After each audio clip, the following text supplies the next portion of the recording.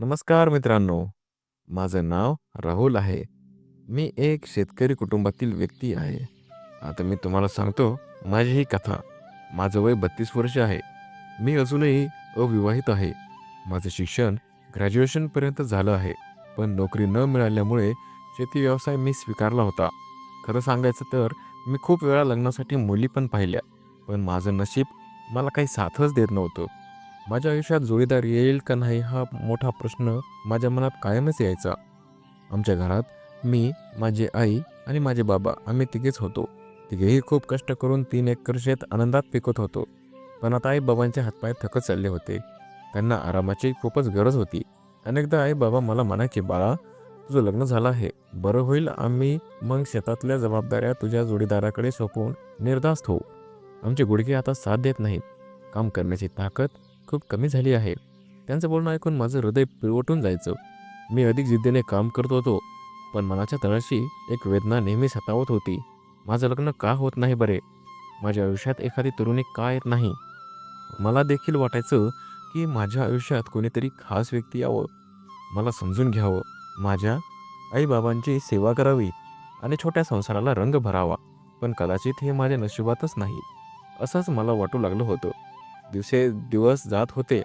शेतातील पिकं चांगली आली होती. तो काळ पावसाळ्याचा होता.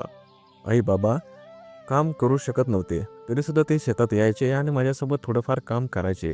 त्यांना पाहून मलाही खूप यायचा. पण त्यांचं थकलेलं शरीर पाहून मला काळजी वाटायची. म्हणून मी ठरवलं की खुरपणीसाठी काही बायका लावल्या तर बरं होईल. शेजारच्या गावात जाऊन चौकशी केली, पण कुठेच बायका मिळाल्या नाहीत. परत येताना मला रस्त्यात एक आजी भेटल्या.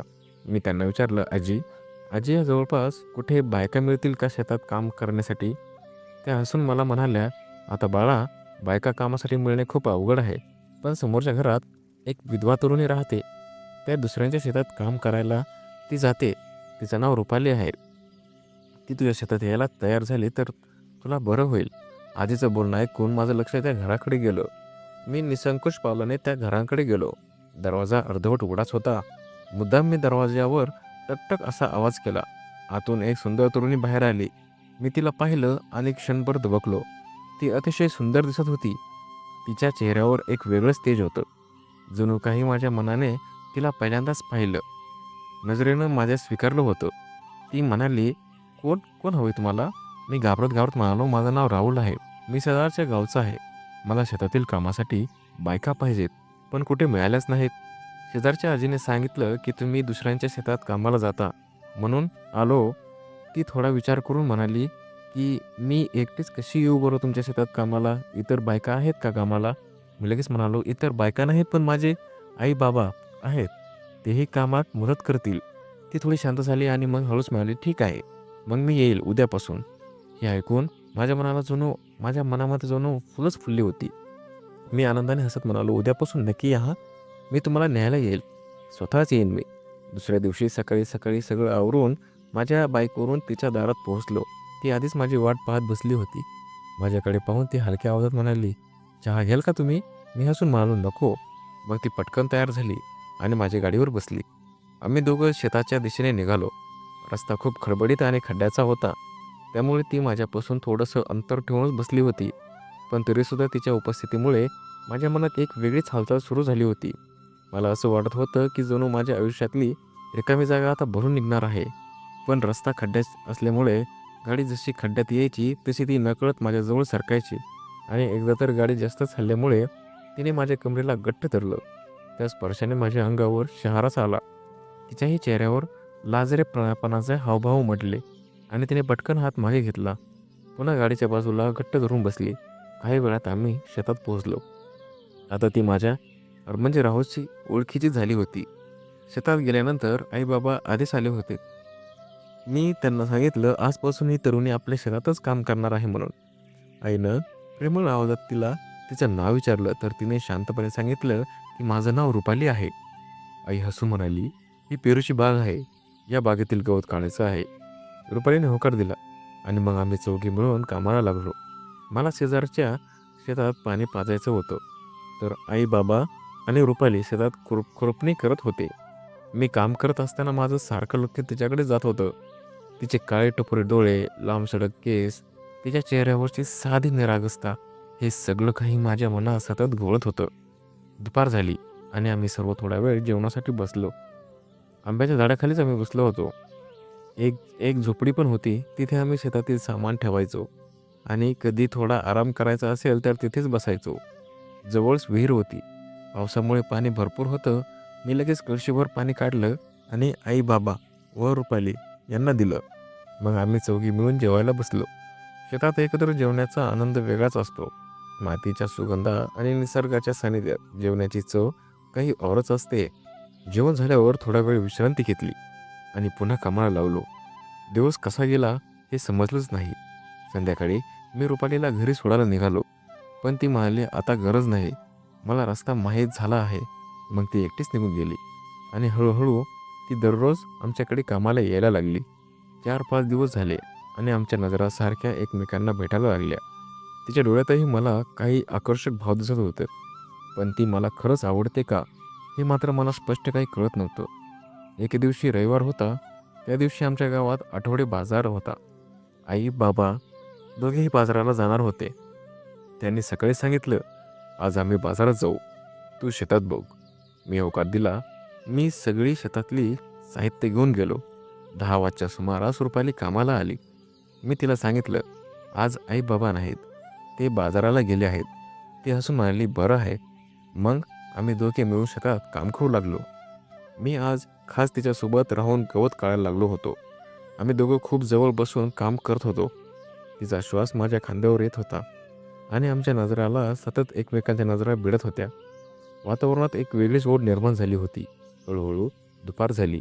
मग आम्ही दोघांनी एकत्र जेवण केलं आणि झोपडीपासून काही अंतरावर थोडा वेळ आराम करायला बसलो. तेवढ्यात आभाळ दाटून आलं.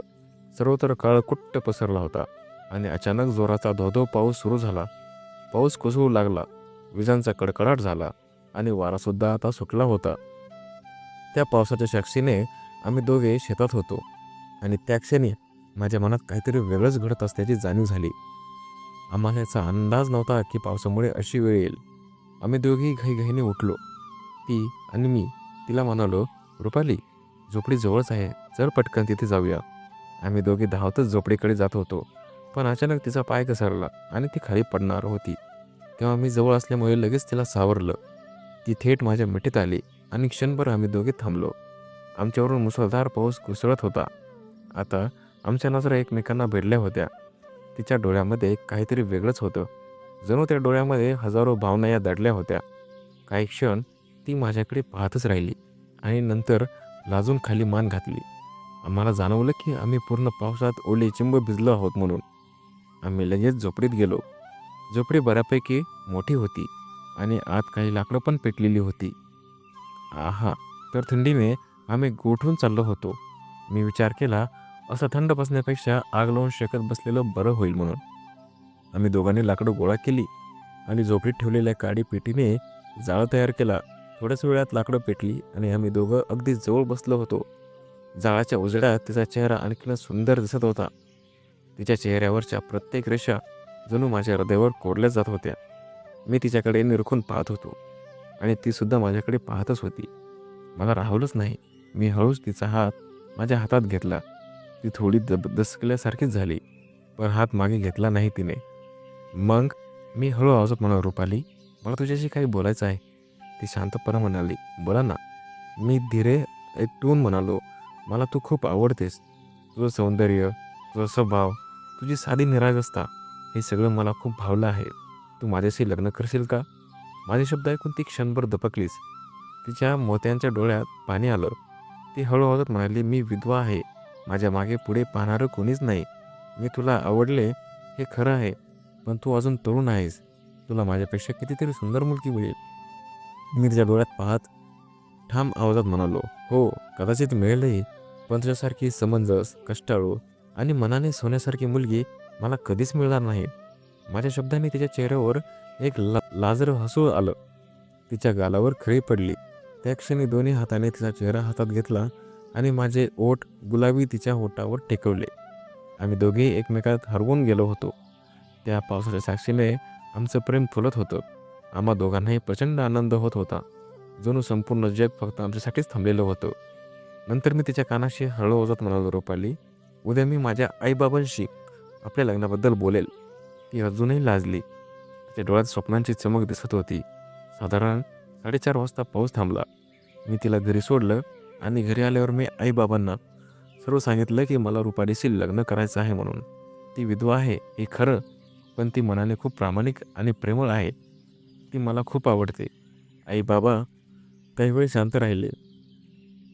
पण मग आई असं म्हणाली, विधवा असली म्हणून काय झालं? तीही एक माणूसच आहे. तिला पण जगण्याचा हक्क आहे. तिचा स्वभाव खूप छान आहे. तिचा स्वभाव मला खूप आवडतो. जर तुमची मनाची सांगड जुळली असेल तर आम्ही होकार देतो. आईचे शब्द ऐकून माझे हृदय आनंदाने उंचावलं होतं. त्या दिवशी मी रुपालीला ही आनंदाची बातमी सांगितली. तेव्हा तिच्या डोळ्यातून आनंद वाहू लागला होता. आम्ही दोघांनी मिळून आईबाबांच्या पाया पडून आशीर्वाद घेतला. साधारण महिन्याभरातच आमचं लग्न ठरलं आणि गावभर थाटामाटात पार पण पडलं. आज मी रुपाली आणि माझ्या आईबाबांसोबत खूप आनंदाने संसार करत आहे.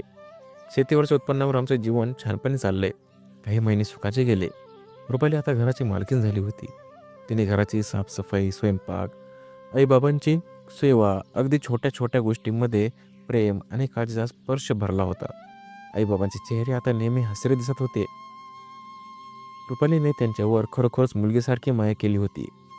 पण माझ्या मनात एक धाकधूक होतीच की गावातल्या काही लोकांचे चेहरे बघून त्यांच्या खुसबुजण्याचा आवाज ऐकून मला वाटायचं की ते रुपालीवर टीका करत असतील. एक दिवस मी शहरातून परत येत होतो. तेव्हा पाटील काका मला म्हणाले, राहुल, तू शहाणा आहेस, पण एका विधवेशी लग्न का केलेस? याचं काय? मी मनात दुःख खाऊनही हसत म्हणालो, काका, माणसाचं मूल्य तिच्या मनाने असतं, ओळखी पत्राने नाही. घरी आलो तर रुपालीचा चेहरा वेगळा पाहिला. ती सामान्यपणे हसत होती, पण डोळ्यात एक अस्वस्थता होती. मी विचारलं, काय झालं ग? ती म्हणाली, काही नाही. पण माझ्या वारंवार विचारण्यावरून ती मला म्हणाली, आज बाजारात गेले होते. तिथे काही बायका मला बोलावल्यात नाही. उलट दूरच राहिल्या. तिचा आवाज खूप कोमल होता, पण शब्दांमध्ये असलेलं दुःख मी ओळखलं होतं. मी तिचा हात माझ्या हातात घेतला आणि म्हणालो, त्यांच्या मनात काय आहे ते मला माहीत नाही, पण आपल्या मनात जे आहे ते मोठं आहे. आपण एकमेकांसाठी आहोत हे पुरेसं आहे. तिच्या डोळ्यात पाणी आलं. तिने तिचा हात घट्ट धरला. त्या क्षणी मला कळलं की समाजाच्या टेकेपेक्षा प्रेमाची शक्ती खूप मोठी आहे. काही दिवसानंतर एक आनंदाची बातमी आली की रुपाली गरोदर होती. ही गोड बातमी ऐकून आई बाबा सर्व आनंदित झाले. घरात एक नवीन उत्साह आणि नवीन चेतना पसरली. माझी आई रुपालीची अजून काळजी घेऊ लागली होती. बस बस, हलू नकोस, मी करते सगळं, असं म्हणत ती रुपालीवर जीव ओळून लागली. पण आमच्या आनंदाला थोडा धक्काच बसला. तो पावसाळा संपला आणि हळूहळू हिवाळा सुरू झाला. एके सकाळी मी शेतात गेलो होतो, तर पेरूच्या झाडावर एक विचित्र पिवळसर रंग चढला होता. काही झाडे मोडकळीस आली होती. माझं हृदय धडधडलं. हा काहीतरी रोग होता. मी लगेच शेती तज्ज्ञांशी संपर्क केला. त्यांनी सांगितलं की हा तुलनात्मक दुर्मिळ बुरशीचा रोग आहे आणि त्यावर उपाय म्हणजे विशिष्ट औषधाची फवारणी. पण ते औषध खूप महाग होतं आणि आमच्याकडे तेवढे पैसे पण नव्हते. मी बँकेकडे सावकाराकडे धाव घेतली, पण शेवटी नकारच भेटला. मी निराश होऊन घरी आलो. हे पीक वर्षभराच्या उत्पन्नाच्या आधारावर होतं. ते गेलं. तर मी झोपडीत बसून माझा माथा पुसत होतो. तेवढ्यात रुपाली माझ्यासमोर आली. ती माझ्यापाशी बसली आणि हातात हात घेतला. काय झालं? तिने मला विचारलं. मी सगळं सांगितलं. ती काही क्षण शांत राहिली. मग मी तिला म्हणालो की माझ्याकडे काही दागिने आहेत. माझ्या मायेची ती विकून त्यातून औषधं आणू. मी म्हटलं, नको, ते दागिने कशाला विकायचे? ती हसली. हे दागिने पैशापेक्षा मोठे आहेत का? पीक वाचलं तर नवीन पीक आलं तर आपण आणखी दागिने करू. पण आता हाच पर्याय आहे. तिच्या डोळ्यात ठाम विश्वास होता. माझ्या डोळ्यातून अश्रू आले. तिने माझा हात दाबला. रडू नका, आपण एकत्र आहोत, हे सर्व संकट दूर होईल. दुसऱ्या दिवशी आम्ही तिचे दागिने विकले आणि औषधे आणली. पुढचे 2 आठवडे मी सकाळ संध्याकाळ फवारणी केली. रुपाली, आई बाबा सगळे मदतीला होते. हळूहळू झाडावरचा रोग कमी होत गेला. नवीन फाटे फुटू लागली. एका महिन्यानंतर पेरूची झाडं पुन्हा हिरवीगार झाली आणि त्यावर फुले येऊ लागली. ती फुले पाहून आमच्या डोळ्यात अश्रू आले होते. आम्ही केलेल्या कष्टांची फळं प्राप्त झाली होती. काही महिने गेले. आता रुपालीला प्रसन्न वेळ जवळ आला होता. एक संध्याकाळ होती. सगळे घरात बसलो होतो. रुपालीच्या अचानक वेदना सुरू झाल्या. आईने लगेच ताई बाबाला बोलावलं आणि आई बाबा बाहेर उभे होते. माझे हात थरथरत होते. आतून येणाऱ्या आवाजाने मन व्याकुळ होत होतं. किती तास गेले कळलंच नाही. शेवटी दाईबाईचा आवाज आला. राहुल मुलगा झाला आहे. मी आत धावलो. रुपाली थकलेली पण हसत होती. तिच्या बगलीमध्ये 2 लहान सूर्या गुलाबाची बाळं झोपली होती. एक मुलगा आणि एक मुलगी. आईबाबांचे डोळे भरून आले. मी रुपालीचा हात सोडला. तिने माझ्याकडे पाहिलं आणि हसली. त्या हसण्यात सर्व कष्टांची सफलता होती. त्या क्षणी मला जाणवलं की आयुष्यातील प्रत्येक संकट आपल्या एकजुटीने आणि प्रेमाने दूर होतात. रुपालीला आणलं होतं. ते खरंच भाग्याचं होतं. पण आता तिच्यासोबत राहुलही होता. 2 जणांच्या मिळून केलेल्या संसाराचं सुख स्वप्नातही नव्हतं. असं आमचं सुखाचं कुटुंब आता खऱ्या अर्थाने पूर्ण झालं होतं. आणि गावातल्या त्या टीकाकारांनी हळूहळू आमच्या कष्टाळू स्वभावाचा एकोप्याचा आदर वाटू लागला होता. कारण प्रेम आणि परिश्रम यांच्यापुढे कोणतीही टीका टिकूच शकत नाही, हे आम्ही आता प्रत्यक्ष दाखवून दिलं होतं. नक्की आता आम्हाला कळवा की तुम्हाला ही कथा कशी वाचली. आपल्या चॅनलला तुम्ही सबस्क्राईब करायला अजिबात विसरू नका.